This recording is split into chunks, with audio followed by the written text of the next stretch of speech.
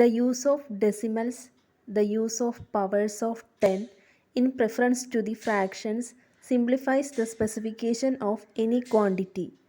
The representation can be further simplified by the use of prefixes. Some of the prefixes and their symbols are given.